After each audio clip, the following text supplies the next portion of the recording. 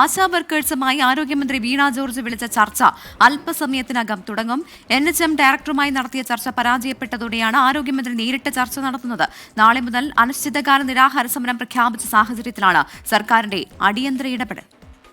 ഇന്ന് പരിഹാരം ഉണ്ടായില്ലെങ്കിൽ ഞങ്ങൾ നാളെ മുതൽ നിരാഹാരമാണ്.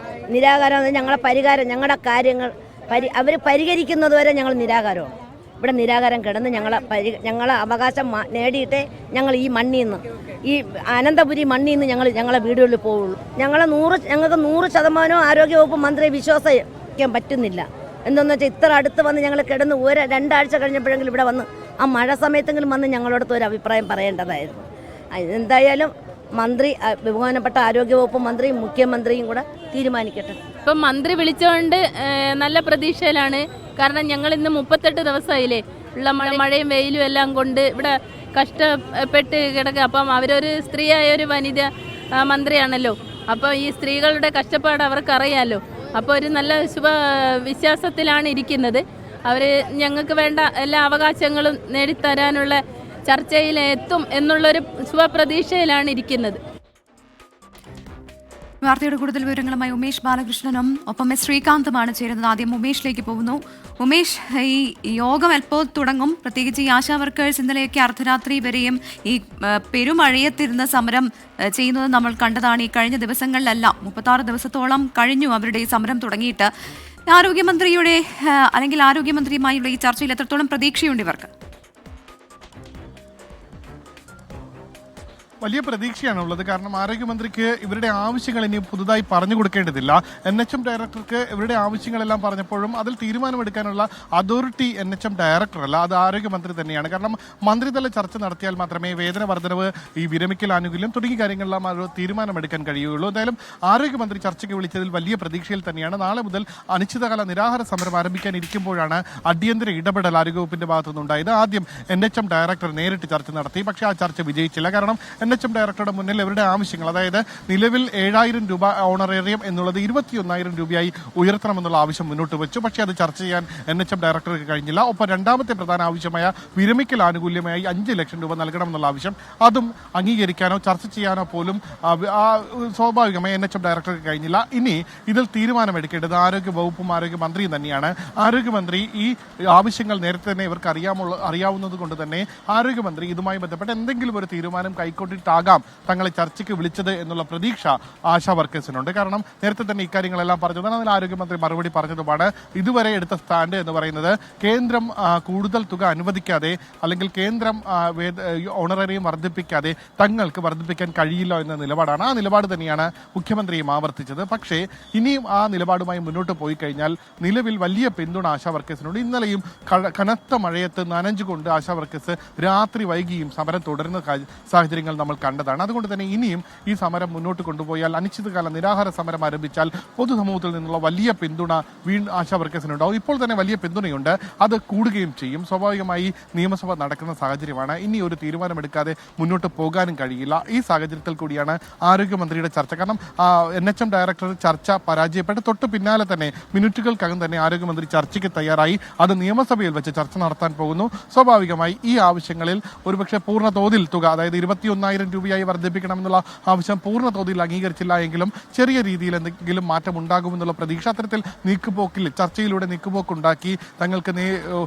തങ്ങൾ ആവശ്യപ്പെട്ട അത്രയും തുക എത്തിയില്ലെങ്കിൽ പോലും ചെറിയ ഒരു സർക്കാർ ഒരു വിട്ടുവീഴ്ചയ്ക്ക് തയ്യാറായി, ഒരു ഉറപ്പ് നൽകി കഴിഞ്ഞാൽ ഈ സമരം അവസാനിപ്പിക്കാൻ തയ്യാറാണ് എന്നുള്ള ഒരു മാനസികാവസ്ഥയിൽ തന്നെയാണ് ആശാ വർക്കേഴ്സും. പക്ഷേ സർക്കാർ ഇതുവരെ ഒരു വിട്ടുവീഴ്ചയ്ക്ക് തയ്യാറായിട്ടില്ല. എന്തായാലും ഇന്നത്തെ ചർച്ചയിൽ അത്തരം ഒരു വിട്ടുവീഴ്ച ഉണ്ടാകുമെന്നുള്ള പ്രതീക്ഷ ആശാ വർക്കേഴ്സും സമരക്കാർക്കുമുണ്ട്.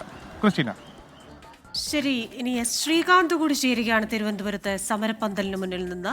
ശ്രീകാന്ത്, ഈ NHM ഡയറക്ടറുമായുള്ള ചർച്ച അതൊരു പരാജയമായിരുന്നു. കാരണം ഒരു സർക്കാർ ഉദ്യോഗസ്ഥനെന്ന നിലയിൽ കൊടുക്കാവുന്ന വാഗ്ദാനങ്ങൾ അല്ലെങ്കിൽ ഒരു ഗ്യാരണ്ടി ഒരു കാര്യത്തിലും കൊടുക്കാൻ ആവില്ല. അവിടെയും പ്രതീക്ഷ നഷ്ടപ്പെട്ടു. ഇനി അടുത്തത് ആരോഗ്യമന്ത്രിയുമായുള്ള ചർച്ച അല്പസമയത്തിനകം നടക്കാൻ പോകുന്നു. ഈ സമരപ്പന്തലിൽ നിന്നുള്ള വിവരങ്ങൾ എന്തൊക്കെയാണ്? എന്ത് വികാരമാണ് അവർക്കിപ്പോൾ ഉള്ളത്? ഇത് കാര്യങ്ങൾ പരിഹരിക്കപ്പെടും എന്നുള്ള ഒരു ആശ്വാസമുണ്ടോ ആരോഗ്യമന്ത്രിയുമായുള്ള ചർച്ചയിൽ?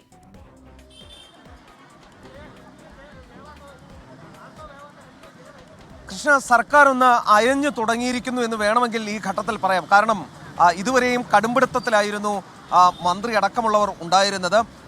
അതിനപ്പുറം ഈ ആശാവർക്കർമാരുടെ സമരത്തെ അധിക്ഷേപിക്കുന്ന നിലപാട് സ്വീകരിച്ചു പോന്നിരുന്നു. പക്ഷേ ഇപ്പോൾ ഒരല്പം അയഞ്ഞു തുടങ്ങിയിരിക്കുന്നു. ചർച്ചയുടെ പാത സ്വീകരിച്ചിരിക്കുന്നു സർക്കാർ എന്നുള്ളത് ആശാവഹമായ കാര്യമാണ്. പക്ഷേ കാത്തിരുന്ന് കാണണം 3:30 എന്താണ് ആ ചർച്ചയുടെ ഔട്ട്കം എന്നുള്ളത്.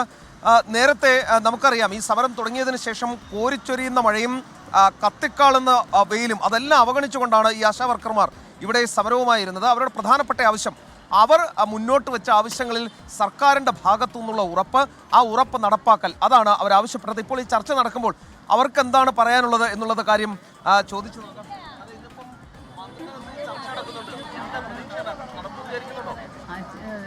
പ്രതീക്ഷയുണ്ട്. ഇത്രയും ദിവസമായില്ലേ, അതുകൊണ്ട് ഞങ്ങളുടെ ഈ വെയിലത്തിട്ടേക്കുന്ന ഒരു ഇതായിരുന്നാലും നല്ല ഒരു അനുകൂലമായിട്ടുള്ളത് വരുമെന്ന് തോന്നുന്നു.